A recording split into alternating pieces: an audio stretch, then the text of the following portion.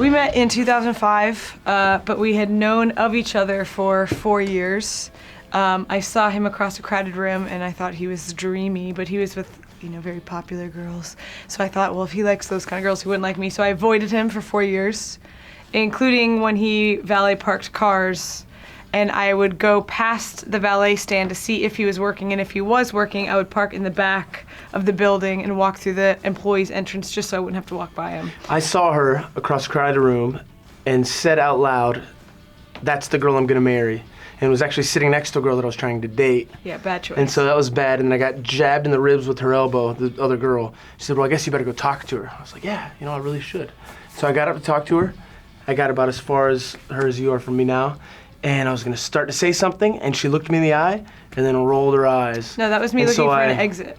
So I sat down, and we didn't see each other again for 4 years.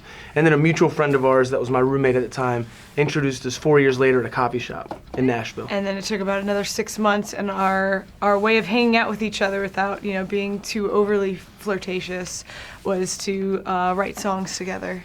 So we started writing songs, and then we started making out, and then we got married, and we kept writing songs and kept making out, and here we are. I think the writing together and the being together has helped each other. I think songwriting oftentimes becomes therapy for us, and the co-writers that sometimes write with us, unbeknownst to them, sometimes are our therapists. Yes. And they don't realize we work stuff out in songs. We actually wrote a song once, Broken Up. Yeah. What's it called? Keep Me Around. Yeah, it is. It's called Keep Me Around. Please don't break up with me. It's a subtitle. Yeah. But in the same way, relationships about communication, and great co-writing is about communication. It's about getting on the same page, knowing that there's something at the end of this day that we're fighting for together, regardless of where we may disagree along the path. We have to find a way to agree on something and lean into that, because the greater good is the song that hopefully is this beautiful thing that we can share with people.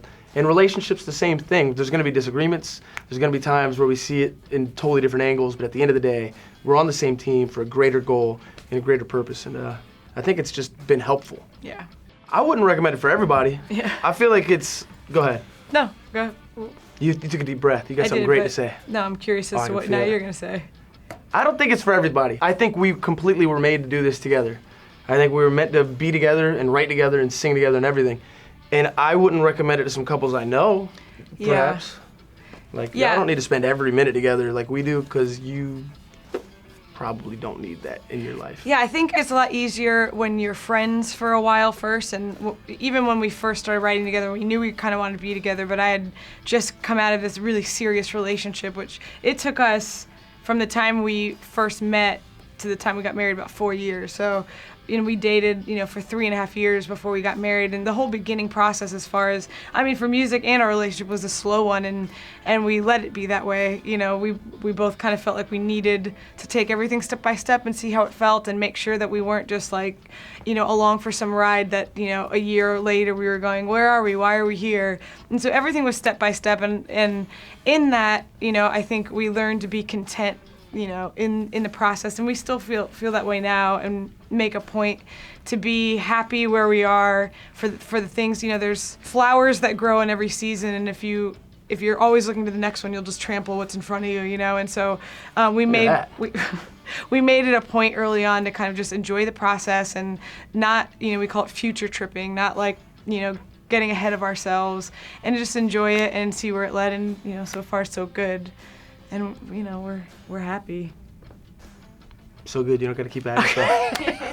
I do this every time. She keeps saying, "And," I'm like, no, just stop. Just You're stop. great. Just stop talking. The Rock and Roll Hall of Fame was something that my mom really wanted, and I don't know that she even would admit to it, but she was on the ballot a couple years and wasn't inducted, and so it was always kind of like every year she was kind of like, it doesn't matter, it's fine, and then would be bummed, So for us, it was a bittersweet thing, because we knew how much she wanted it, and so we just kind of decided to go and celebrate her, and regardless of how bittersweet it was, to lean a bit on the sweet, and that's what my dad even said. Maybe dumb it was that it took too long. He's still a little bit bitter about it. Yeah.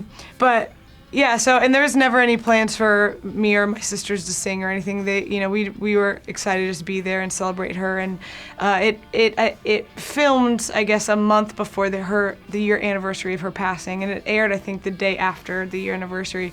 So even just the timing of it was, it felt like, okay, we've spent this time mourning, and now let's focus in on celebrating and really honoring her, and that's what we did that night. Her first record she ever bought was a cassette of Vince Gill. Yeah. And she didn't have a boombox at home, so she played it in her Velcroed shut Teddy Ruxpin. You know the Teddy Ruxpin will tell you the stories? It wasn't Velcro. The Velcro was in the back where you put the cassette in. Yeah, so you Velcro it shut. Oh. So I'm right. And so you'd Velcro shut the Teddy Ruxpin, and it was Vince Gill. And so Michael McDonald was working on this Doobie Brothers tribute record. And one of the only songs he's singing on, he's singing a duet, and he personally requested Amanda, which made me a little jealous, but I'm also really appreciative. And it's her and Michael McDonald singing and Vince Gill playing guitar. I was sweating profusely the entire time I was in the studio, and I was looking at Abner, out of the vocal booth, looking at Abner in the control room, like just looking for any sort of expression on his face that it was like good or bad. Like I'm like, is it okay? Should I do it again? What should I do? It's horrible. I'm sweating. What's happening? I mean, I was fighting my whole own battle because I wasn't producing it, and it was killing me to not be at the controls. Like it almost physically hurt, so I just was sitting like this, and that's the face she got from me when she's hoping that I'm giving her some kind of encouragement. Yeah, but no, it was so much fun, and we found out that the guy who's producing it, David Huff, was on my dad's football league when I was a kid. My dad had a little football league, and so I used to be the cheerleader. By on the football side. league, they mean grown men coming over in pads, full football pads, jerseys, to play flag football in the backyard. Yeah. So I was one of the cheerleaders for their little league that they had, and the producer was there, so we kind of had a little catch-up time, which was kind of fun. And yeah, so it was good. It was fun.